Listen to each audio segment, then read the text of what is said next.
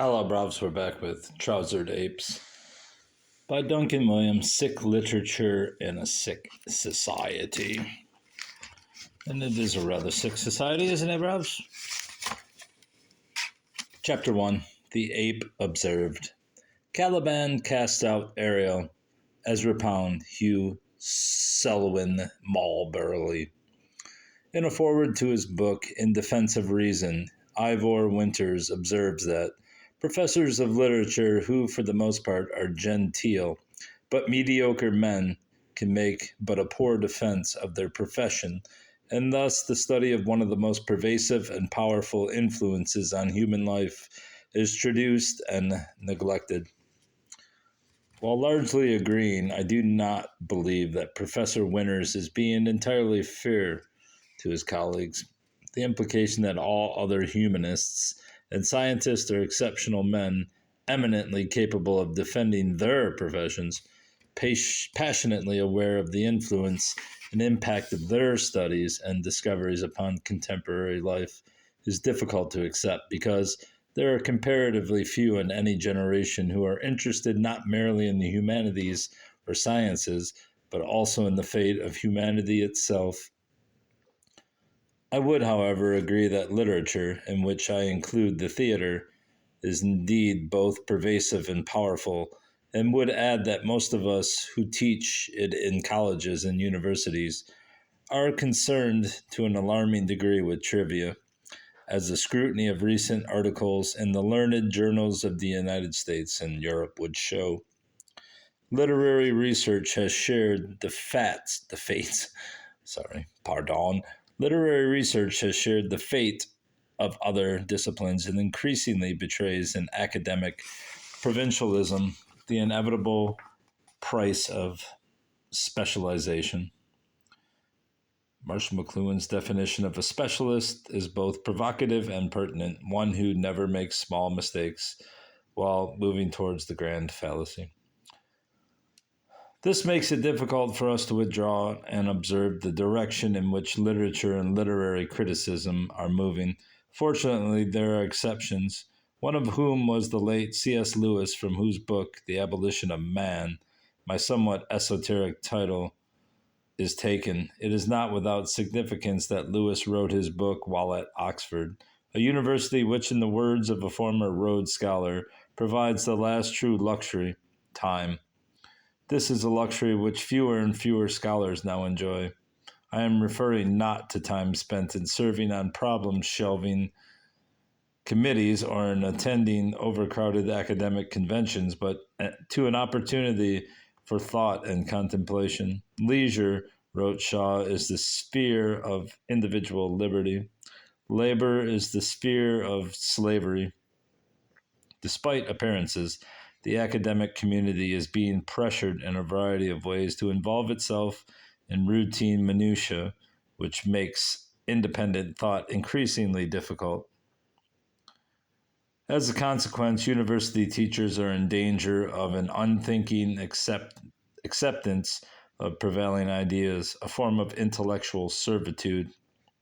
What follows has been gestating in my mind for several years, but has lately, for reasons which I hope will become obvious, assumed an immediacy. Not only do I believe that literature is caught up in what Oswald Spengler abruptly termed the great crisis of the present, but furthermore that it is to a remarkable degree responsible for this crisis. Nor should this surprise us. Literature is no longer regarded as a passive reflector, as a mere mirror which faithfully presents a picture of contemporary manners and morals. It is seen also as modifying the sensibility of the age, while at the same time portraying it. As T.S. Eliot observed in his essay, Religion and Literature, when we read of human beings behaving in certain ways with the approval of the author, who gives his benediction to this behavior by his attitude toward the result of the behavior arranged by himself, we can be influenced towards behaving in the same way. In the following pages, I shall be concerned not so much with the artistic or aesthetic values of the works discussed as with their social and ethical impact upon our culture.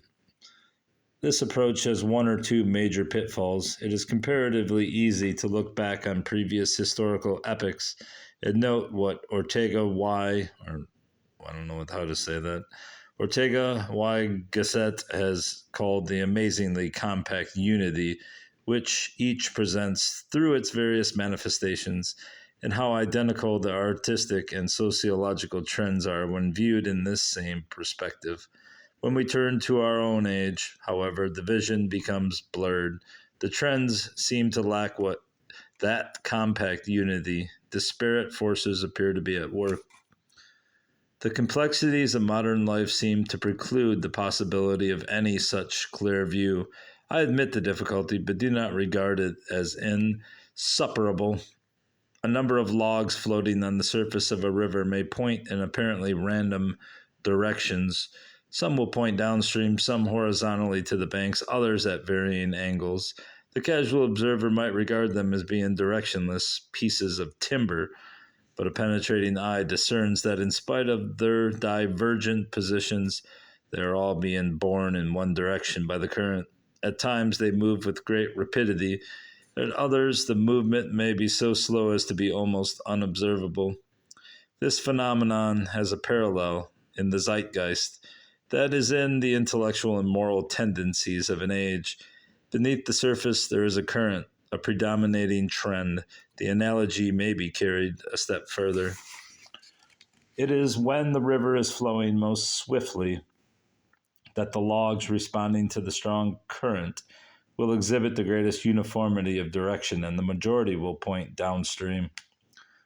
Such was certainly true, for example, of the epic which culminated in the French Revolution of 1789 and forced Edmund Burke, who had previously used his great ability and energy to combat what he regarded as the detestable doctrines of the revolutionaries in France, to the conclusion that if a great change is to be made in human affairs, the minds of men will be fitted to it.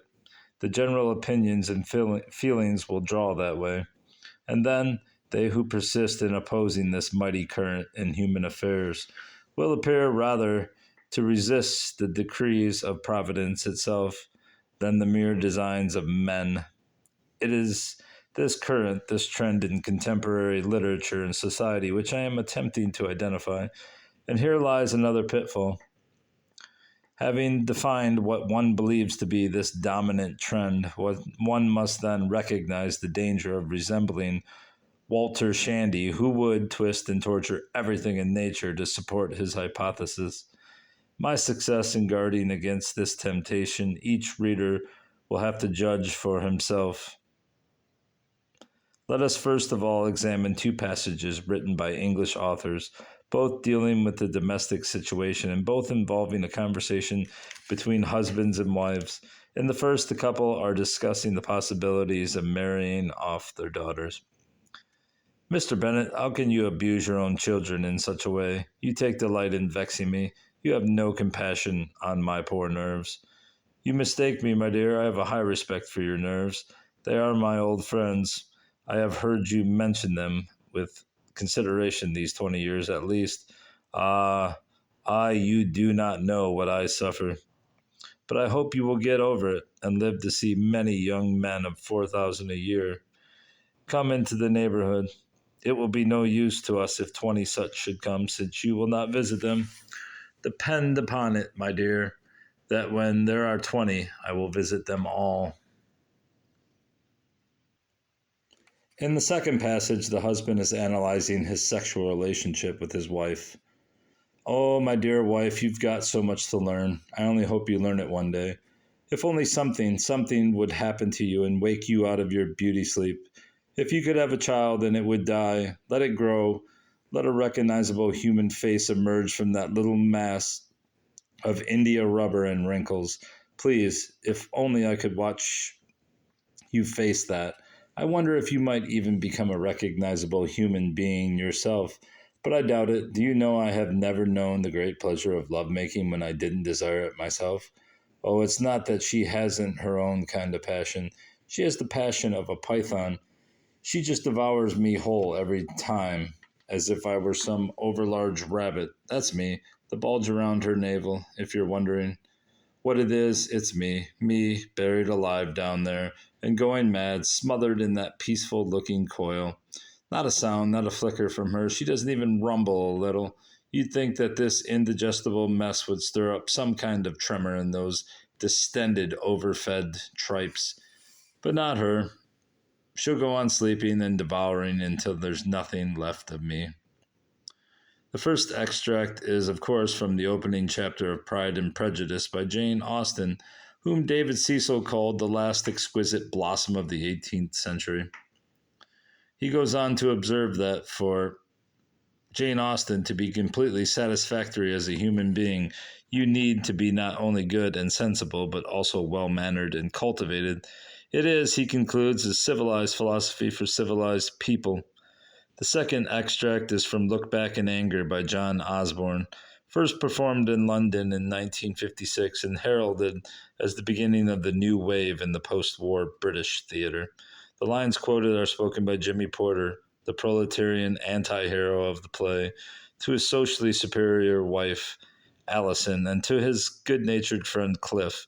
I attended the performance of this play shortly after it opened and can still recall the reaction of the unprepared audience when Porter, discovering that Allison is pregnant by him, says quietly, "I don't care if she's going to have a baby.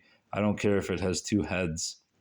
It is possible to draw certain general observations from these two extracts, which I propose to examine not as pieces of literature subject to the usual critical canons, but as representations of the social and moral climate in which they were written. I concede that Osborne's play is no longer the ultimate in modernity. It undoubtedly appears mild and old-fashioned when compared with the works of William Burroughs or Edward Albee or a host of other contemporary writers. My reasons for choosing it are that I wish to restrict the comparison to writers of one nation. Although the dominant characteristics of Osborne's play manifest themselves in the works of a majority of modern American and European writers, to avoid extremes, if possible, and offer a work which would exemplify a recognizable dominant trend. I should also like to stress that what follows is in no way an implied stricture on Mr. Osborne's latest plays. Most readers would agree that the overall impression that one gets from the conversation between Mr. and Mrs. Bennet is one of moderation and restraint. Mrs. Bennet may indeed be, as Jane Austen describes her, a woman of mean understanding, little information, and uncertain temper, but her husband regards her with amused tolerance and a civilized urbanity. In contrast, Jimmy Porter reveals a passionate and violent contempt for his wife and the whole upper-class world which she represents, the world of the country gentry. When I recently reread the play, I was reminded of a passage in Spangler's Decline of the West, in which he anticipated the advent of Jimmy Porter and his kind. In place of a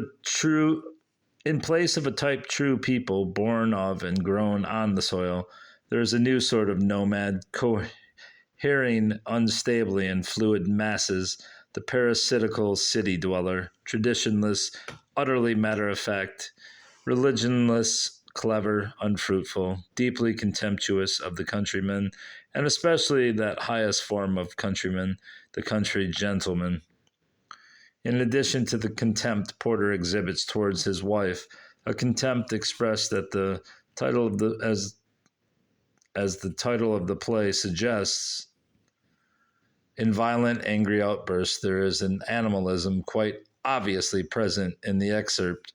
Allison has the passion of a python. Every time they have intercourse, he is devoured like some overlarge rabbit. Here, I suggest, are the two dominant themes of modern literature and drama, the manifestations of the zeitgeist which we are seeking.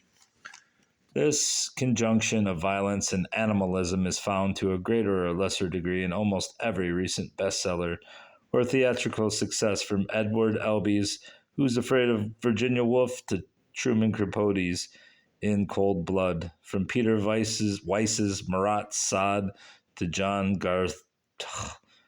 Barth's Giles Goat Boy. There was a certain savage irony in the fact that while only one of the worst race riots was taking place in the United States, several local cinemas were showing a film entitled Devil's Angels, with the accompanying accompanying accompanying it sounds so bad. Advertisement: violence is their god, and they hunt in a pack like rabid dogs. We shall later examine the effects of such entertainment on the contemporary mind. Suffice it at present to remark that we are teaching savagery and are naively appalled at the success of our instruction.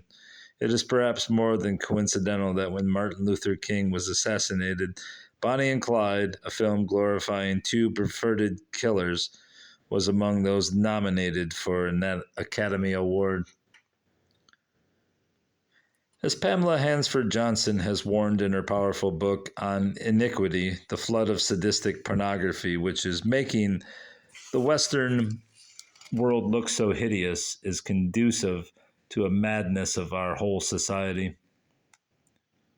It is, moreover, no longer confined to the semi-literate, luridly covered, and easily recognizable variety, but has become the dominant motif of the modish contemporary intellectual climate.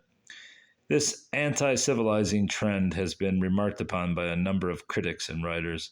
For example, Lionel Trilling, in Beyond Culture, has stated that the characteristic element of modern literature, or at least of the most highly developed modern literature, is the bitter line of hostility to civilization which runs through it.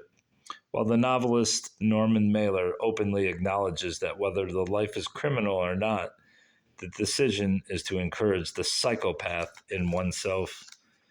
Let's see what the footnote says. Ernest Junger, the German philosopher, reached a similar conclusion to Mailer, that it is better to be criminal than bourgeois. Sartre also appears to lend support to this doctrine when he canonizes Genet, a self-confessed pervert and thief, to equate the saint and the criminal, because both lead an existence outside normal society, would seem to be as illogical as to equate white and black on the grounds that neither is a neutral color. Writing of Brunel, the Spanish film director who specializes in portraying, and I lost my spot. Portraying the sadomasochistic mentality, Henry Miller observes, either you are crazy like the rest of civilized humanity, or you are sane and healthy like Brunel. Or is it Bunul?